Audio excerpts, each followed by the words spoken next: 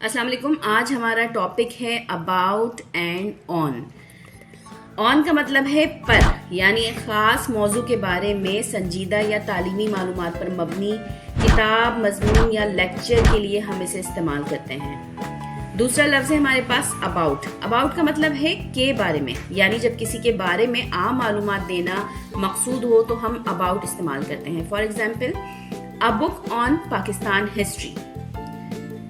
A book on Pakistan history का मतलब है तारीख़ पाकिस्तान पर किताब, जबकि अगर इसकी जगह हम कहें a book about Pakistan and it's people, इसका मतलब हो जाएगा पाकिस्तान और उसके लोगों के बारे में किताब। इसी तरह अ लेक्चर ऑन इकोनॉमिक्स, यानी कि माशियात पर एक लेक्चर। लेकिन अगर हम कहें अ लेक्चर अबाउट फाइनेंस तो इसके मायने हो जाएंगे ज़र के बारे में एक लेक्चर।